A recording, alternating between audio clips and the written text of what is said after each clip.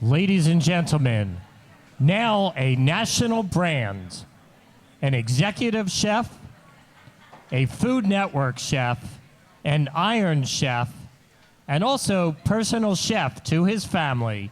Please welcome Jose Garces.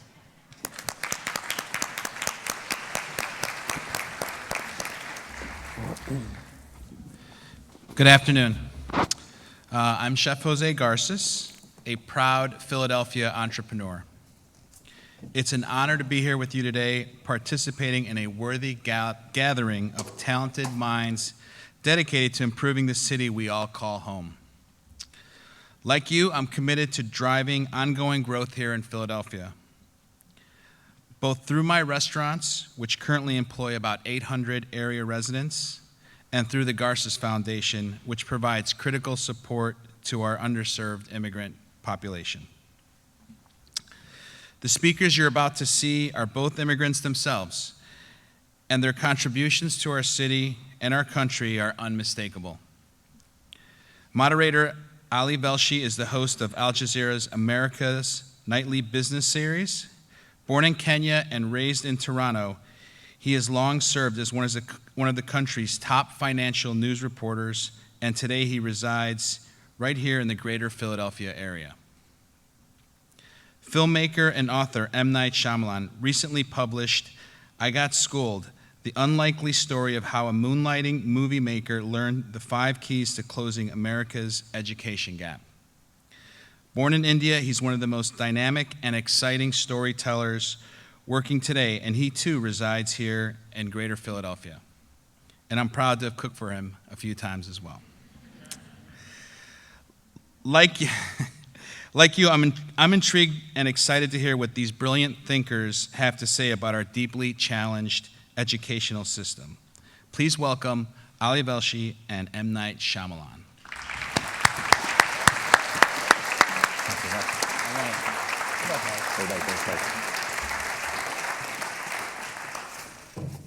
Jose, thanks very much. That was a remarkable introduction. I have nothing nearly as substantial to say on this topic as Knight does, but I love the idea of Philly ThinkFest and what this is all about. So I agreed to be a part of it, and I agreed to interview somebody, and I didn't know who it was going to be. And when I found out it was you, that was a great treat, because we're friends and we go back a long way. Not only that, I remember at a party some years ago, you talking about this issue of public education. And then I remember at a dinner with you talking about it. And I remember we were out in San Francisco and we sat for some hours.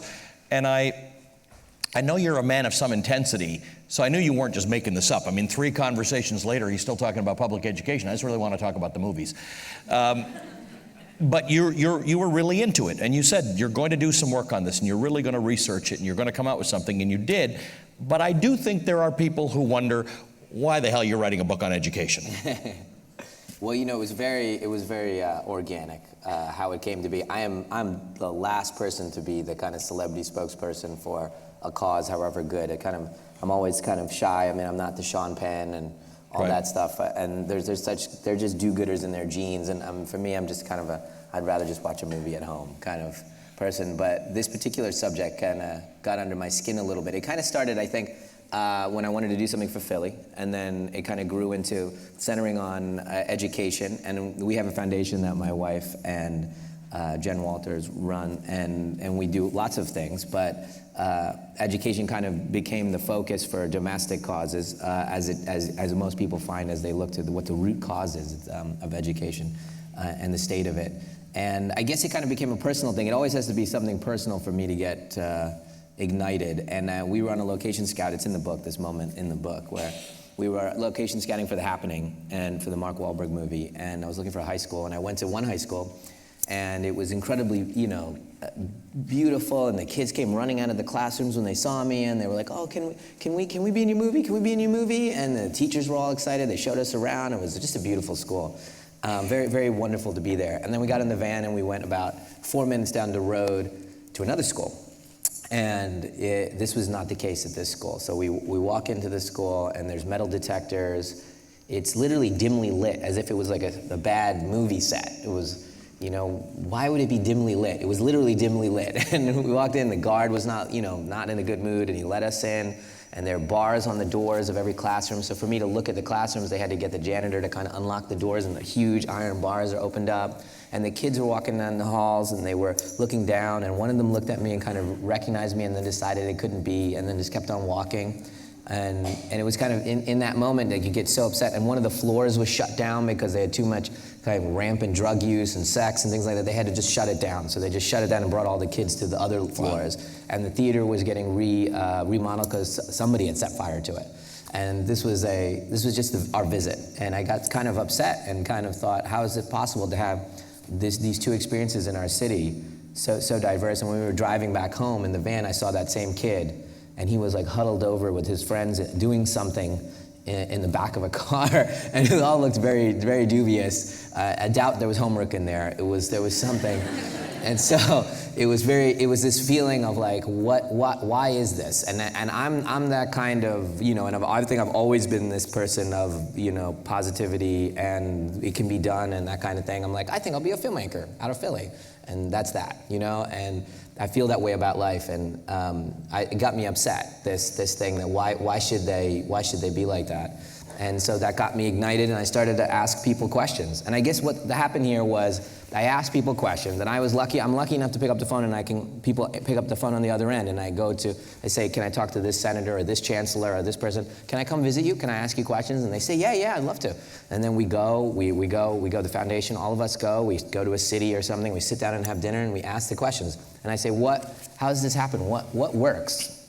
What has been proven in education to work?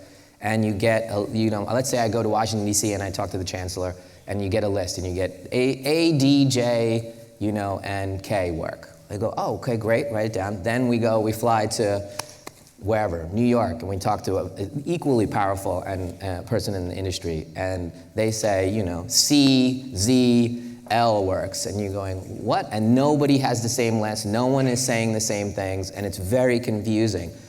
So this was a simple thing. We come from, family of doctors. My parents are here, right? They're family of doctors, and it's evidence-based field, medicine, obviously. So immediately I was like, this can't. Why is it so blurry? Why are all the experts they don't have the same list? Mm-hmm. And I'm just a novice. I'm just a parent. I'm just somebody interested in Philly. Where is this list? So the first thing we decided to do was just gather it. All right, we're going to use our resources. We're going to hire researchers. Let's just do it. No one has this list. Let's just put it together ourselves. Grab every piece of research over the last 25 years, put it on a table, get everybody together. Let's figure it all out. So that's what we did for about 2 years. And we just put it on the table, and it was a big mess. And it just didn't look like it made any sense. This study said this, and the other one contradicted it.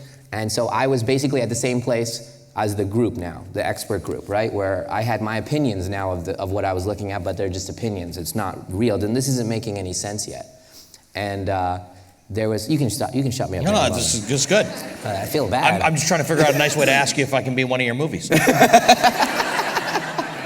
Yes, you can. Well, you're getting somewhere because the back of your book actually, you spend a lot of time as a novice. You keep saying you're a novice and you're new to this, but you spend a lot of time describing research methods because you realized as a novice that you'd go to dinner parties and people would say, well, clearly it's class size. And others would say, clearly it's unions, teacher unions, where people don't get promoted on the basis of merit, but they get promoted on the basis of seniority. And that just could have confused the issue more. Yeah, it did.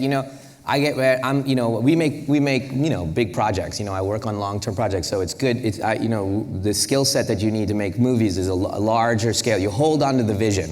Hold on to the vision no matter how hard it is to do it over those years.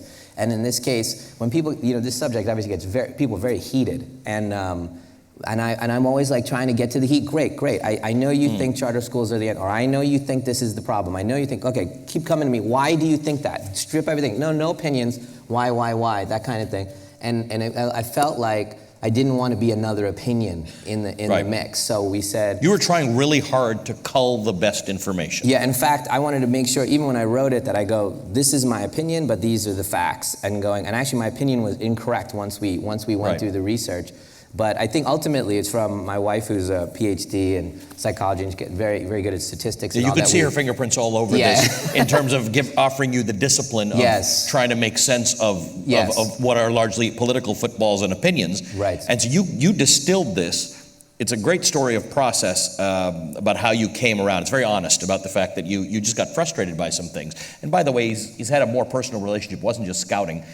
You had paid for some kids to go to school, on scholarships. You've helped kids around the world, but you figured your individual help wasn't going to solve the problem. Well, so you needed to figure out how you fix the broken problem. How you end up, if kids get out of school and go to charter schools, well, maybe they'll do better. But then what about all the kids left behind who aren't in the charter school?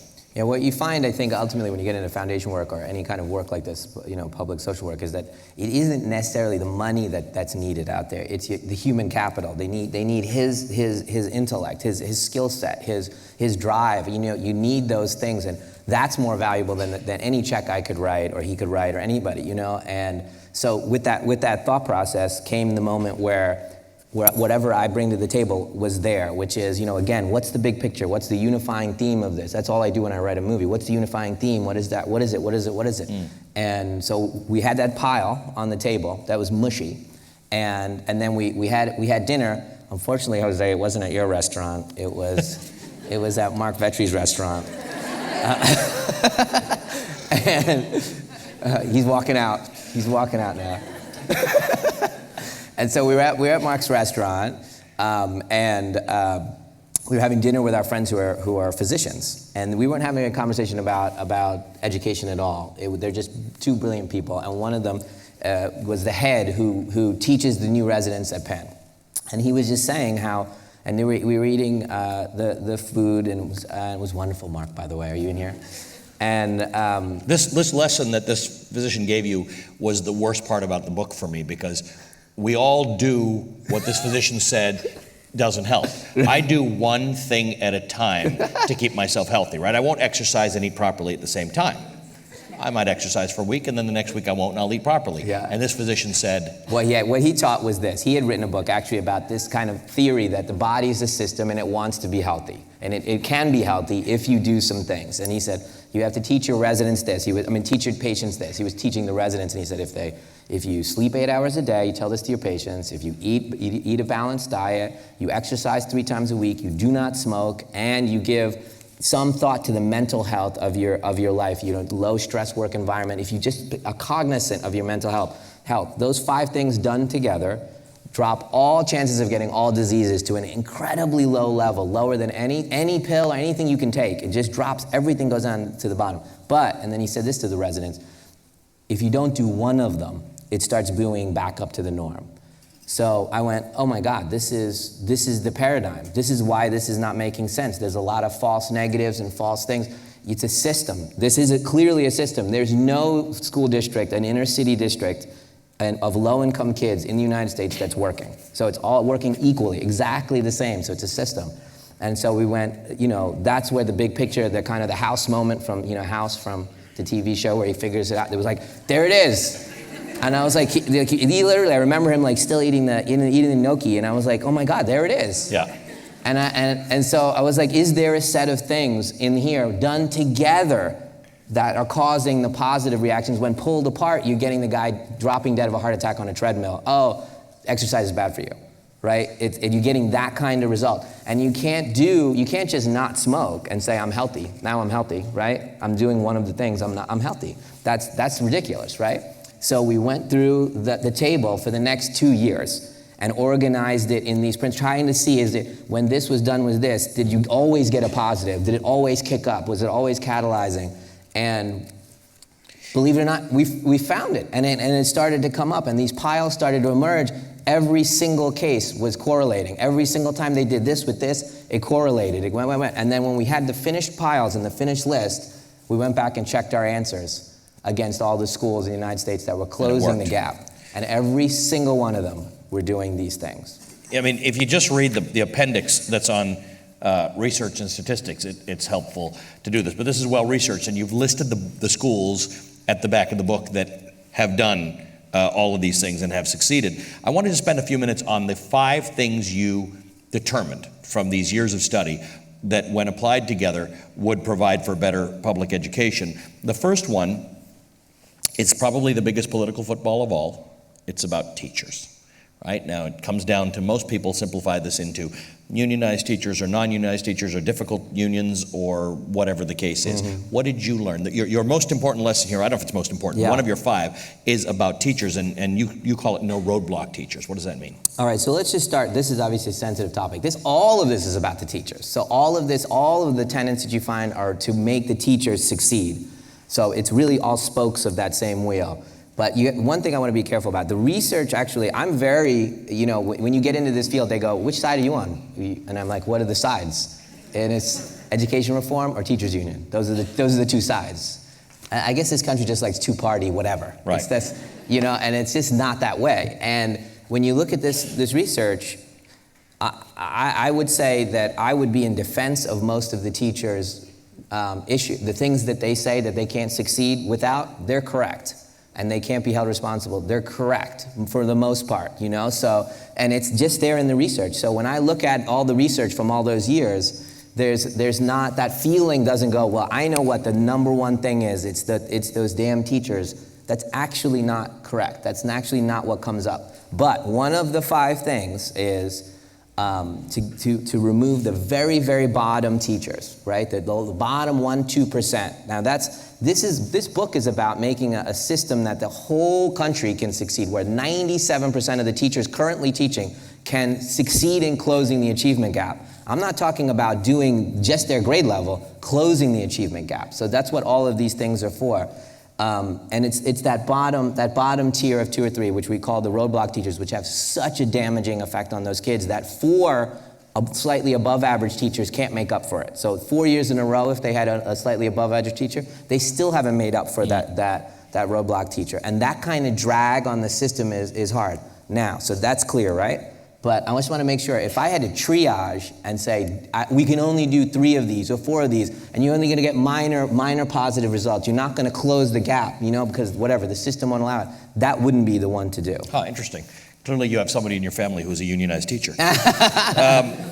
Your next one is interesting because the title you use for it is The Right Balance of Leadership, which I think is a carefully crafted euphemism, because you're largely talking about principals and school administration. Right. Right? Yes. I don't know about euphemism. I don't know. All right, fair enough. Where are you going with that? But you're talking. What are you saying that the principals and school administrations need to do uniformly and differently? So in the research supported this, and then when we saw it in the real life, they were doing this.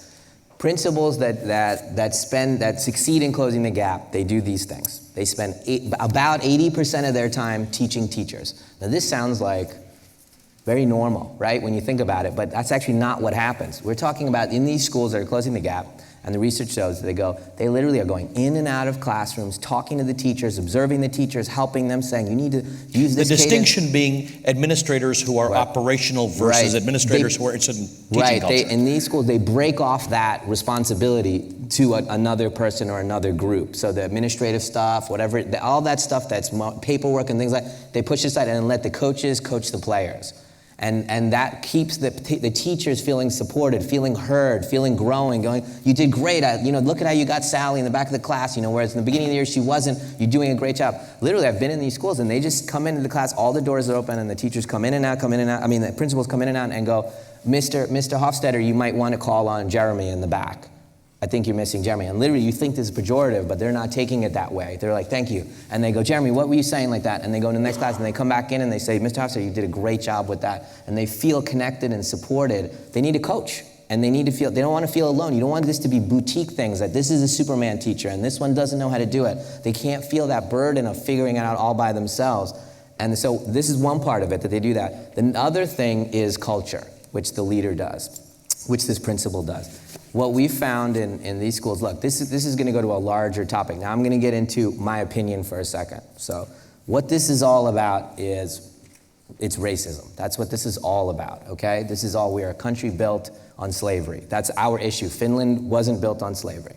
All right. You use Finland because that's one of the examples of a better system. Yeah, Finland is always held as the #1 education institution as a country. But it's a lot more homogenous. Yeah, so it's smaller than Finland, and the discrepancy between the highest group and the lowest group is about 5.5 times the wealth. That's not much compared to what we have here.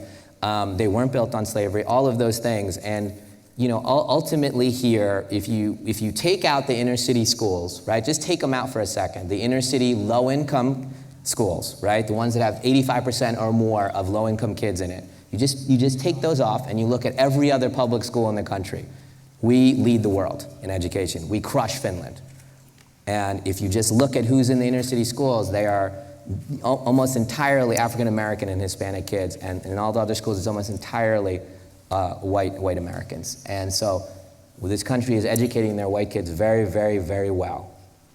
And they're not doing well for the other group. And that's not surprising, okay? So that's what this country was built on. But your point was, when you started researching this, that you can figure out how to take the smart minority disadvantaged kids out of those schools, get them into the right charter schools, and that can work, but you're not fixing the problem, because you're still leaving these schools behind. Right. Generally minority-filled schools, underperforming, and these kids don't have a fighting chance. Right. No, this is the big subject of our country. Ultimately, is do we have the willpower? Do we care? Because the answer is right here. We know how to be healthy. It's there, and this, I didn't invent this. And all these amazing 100 researchers and teachers and amazing people have already figured out how to do it, and they're doing it right now. There's school systems up to 10,000 kids, 30,000 kids that are closing the achievement gap. By the way, when we're saying closing the achievement gap, this is what this means.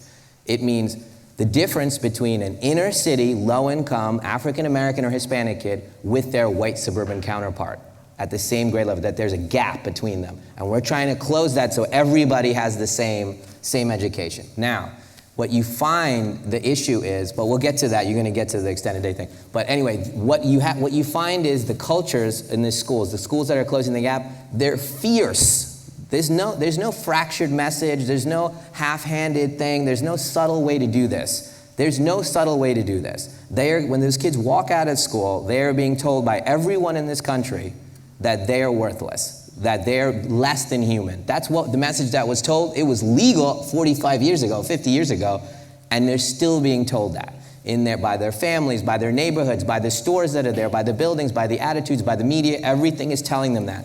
So they need to have something screamed at them that's louder, that's overcoming this. And in those schools that are closing the gap, the leaders create a culture where every single person, the janitor, the secretary, every single teacher, not only does it, they buy in it like fierce, and they tell these kids, you can do this, and they have their mantras, and all the schools are different. They're all positive. It doesn't matter what the things are. It just has to be positive and empowering and louder.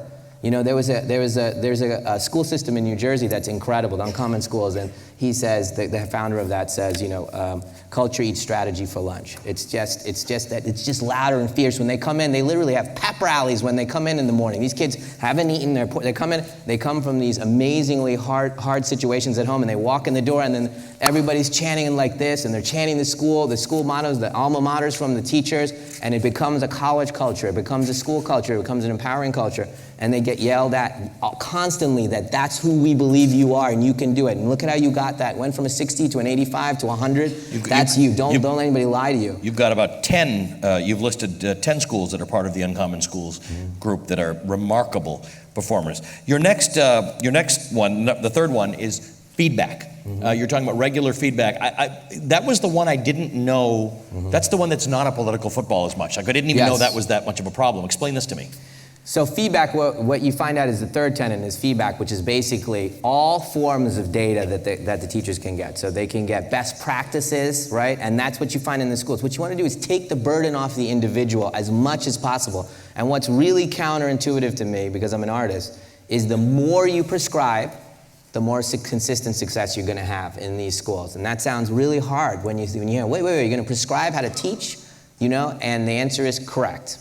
right? So if he and I are teachers in a school, right, and we're both teaching second grade, he comes up with a book that he taught and his students are thriving. It goes up on a website, it goes to the principal, it goes wherever, and the principal comes to me and says, you know, Allie taught this book and he did a great job. I believe you should use this. And then I'm using the same book, and so all the other second graders, and now my kids are doing better because he actually found a way to do it better. Best practices are dispersed constantly, so you're getting the best version of everybody.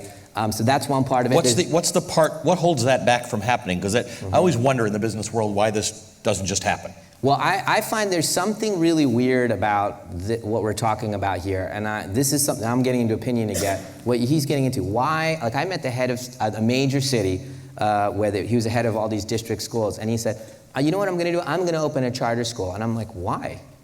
And he said, so I can figure out what works. And literally, we were eating lunch, and my jaw hung open because literally I could walk with him to one of the best schools in the entire country. And what is that need to do it yourself when we're doing good? Is there an element of ego involved in saving people that's unsatisfying when you give me the buck? I don't know why that is, why this isn't shared, because I'll tell you in the medical practice, we don't guess how to do heart surgery. That's crazy, right? You know, I got this. It's crazy. It's crazy. Right. You share practices until it's the best practices. So why wouldn't the same be true here? How could that possibly be bad? So the feedback is partly that. It's partly curriculum based. What is the best curriculum to use? And it's the traditional sense of data, which is Johnny's behind in English, and he needs special attention in this way. He doesn't understand. He doesn't grasp concepts of comprehension or whatever it is. Now here's the interesting about feedback. There's a tipping point that you find in the research. So you'll get a false negative. There is a tipping point of intensity to all of this, and in fact I could say there's an underlying intensity to all of this, because what we're fighting is racism and embedded racism. And in everything you're seeing, there's a tipping point. If you give feedback to the teachers 11 times per year, they're going to do well. But at 16 times per year, it tips over into they're extraordinarily effective. They're growing that much. That's what's so fascinating about the research. Why do you need to learn that yourself if you're opening a school? Why do you need to suffer through that? Do you rob the teachers of entrepreneurship? Well, that's what I came in thinking. That, I don't want to be told how to direct a movie. That's crazy. Quentin Tarantino doesn't want to be told how to direct a movie. And you guys don't want the same movie, and we don't want to see the same movie. Yeah, we don't want the same movie. But if it was about life and death, that all of our movies work, all of them have to work in a certain level, you do have to prescribe. You don't have the luxury of this movie didn't work, that one didn't work, that one worked. You don't have that luxury. These are children. You don't have that luxury. So this isn't that. And then the subsequent thing that you're about to say is, who would want to be a part of that, being assigned all of that? Well, so you're the Superman, you're that amazing teacher that's like, could do this on his own or on her own. Then you go to one of these schools that's doing all of this stuff and prescribing everything. So the theory is, or at least you would think, they'd be unsatisfied. I don't want to be a part of this. Are you kidding? They literally have zero attrition from those people. Those are the people, one, that are being heard. So they come up with the best practices. They're being heard. It gets spread out. Right. They're being supportive. And this is the bottom line. All these teachers are there. They're there because they want to help the kids. These kids are all causing an education gap the other way with their white suburban counterparts. There's no way you're leaving that school. We've never seen it. The team is winning a championship every year. You don't leave. Every year. And that's why the satisfaction, this is the number one thing when you find in the research, is that teachers aren't motivated by anything other than that. It isn't money. It just isn't. After a certain level of money, they're just not motivated by For money, they wouldn't be teachers. Exactly. That's this group. Yeah. And so I'm giving you a system where every kid, 98% of these kids are going to college. You're going to leave and try to do it on your own? It's not happening. Right. The fourth item you came up with was really the other really political one. You went to a dinner really early on that you talk about in the beginning of the book, where it was remarkably obvious, as it is to many people, that smaller class sizes result in better education for the kids. And yet, your research didn't bear that out. That's correct. So yeah, you're actually talking about some of the false beliefs that we've had. In this country, there's been, in my opinion, from looking at the research, there's been three moments where the whole country went the wrong way, and two of them were false positives, and one was a false negative. So I'll just quickly talk about those. One, the false positive, the first false positive was small classroom size. Was basically, everyone went insane because it's intuitive, right? Our kids do better when you have one-on-one tutoring, so it's just intuitive. But we are not talking about that kind of situation. We are talking about closing the achievement gap with inner city kids and their white suburban counterparts. That's a specific thing, okay? And in 1984, they did this study, the Tennessee Star Study, which is what everyone quotes. And that's where the study that got those huge results on classroom size. So this is the bottom line. It's very blurry. No one's ever duplicated that Tennessee Star Study. And it's very, very blurry, and it's very expensive, and it works best in younger schools to do this small class, and you have to reduce it by so much. It's just not part of the solution for closing the achievement gap. It's not one would prescribe in a triage situation, which is where we are right now. You don't need it, and almost every single school on that list that's closing the gap doesn't use it. It's just not needed. So everyone needs to get off of that subject. It's just not bared out by the research. It's just blurry. You look at 150 articles, and 75 will say this, 15 will say negative, blah, blah, blah. It'll just be all over the map, because it's just not the necessary thing that you need. There's certain things like the health model, for example. It's positive. It is positive, but it's slight and it requires so much effort and money. It's not part of the system to close the gap. It would be the equivalent of having a pet. It's medically proven if you have a pet, you live longer. It's fact. But I don't recommend it as the have to have. Everybody here get a pet really quick. It's not, you exercise. So your point is not that smaller class sizes might not be good. You're just saying it doesn't bear out. But that's interesting. Your research led you in a different direction. Somehow, and I think this is tied into the feedback and the leadership part of things, smaller schools rather than smaller class sizes might be useful. Right, so one of the five is, we didn't do the four, did we skip one? No, this is 4. And there you go. So smaller schools. Small I schools can't count high numbers, but I can manage 5. There you go. It's a test. So small schools this is the facts about small schools when you look at it individually. If you look at if you just reduce the school to a smaller school to make it function, more effectively, you get a pretty decent rise in graduation rates, because there's more attention to the kids. Hey, Johnny, how you doing? Right? So it pops up, and that's where kind of the sole benefits of that happening end. Now, what it is, again, and the Gates Foundation supported this for a while, and then I'm pulled back, and this is why, because it's the no smoking part of our equation. You can't be healthy by just not smoking. But when you have a small school, it catalyzes everything else to happen. All the other tenets happen, and it makes it possible for all of them to work. So, for example, we'll just pick one, what we talked about already, the principal going in and out of the classrooms. Can't do that in a school of 2,000 people. Correct. Cannot do that in that size. So it's just a practical thing that there's a number where you can sustain the intensity of what we're talking about, the amount of intensity for each of the things that we've just discovered in here. And at a certain point, it's just too big and it starts to get diluted, and you're not giving the data enough, you're not visiting enough, blah, blah, blah, blah, blah, all of the different things. It's a catalyzing, it's a turbocharging tenet that you add on top of it, and it shoots everything up. I believe, by the way, when we're done this, there's a 6th tenet that hasn't been proven that will turbocharge all of them again, but hasn't been proven, so I couldn't put it in there. All right, then I'll rush to the 5th one, which is actually interesting because it is intuitive, and it seems like it's not that difficult to do.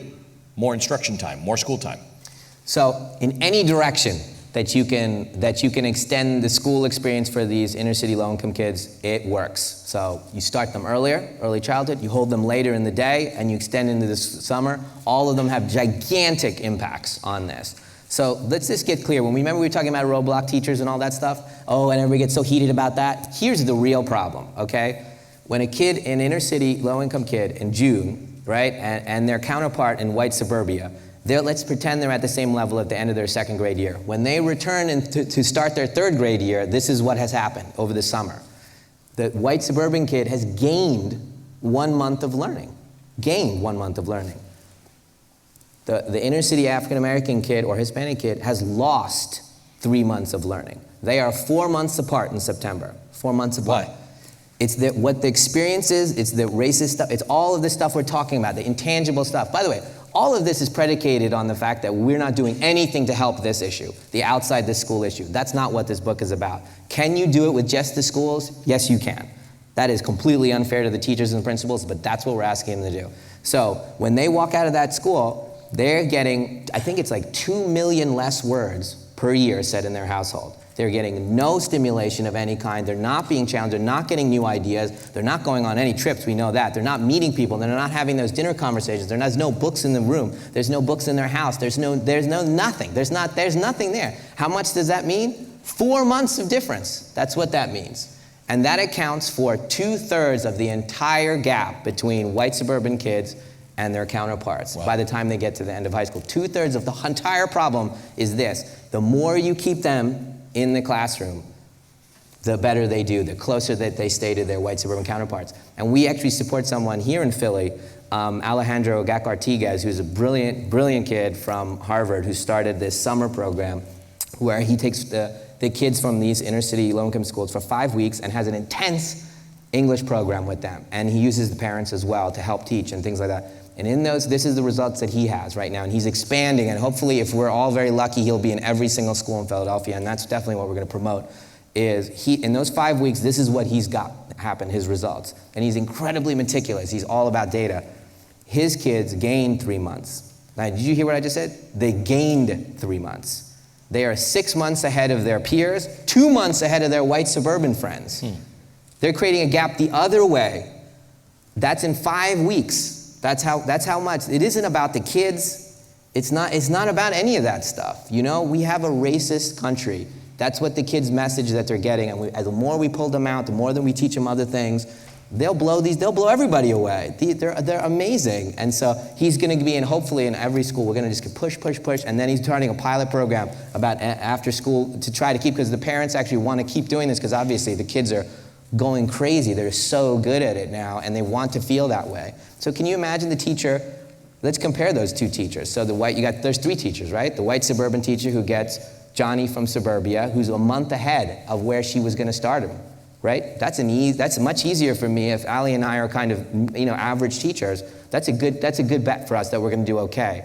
Let's move us over. We're just average teachers. We move us over in the low-income thing. Our kids are now 3 months behind where we have to start, and we have to kind of catch them up from that year and teach the year that we have. It's impossible. We're already drowning. We're drowning. And then the other version with Alejandro's kids, they're 3 months ahead of us.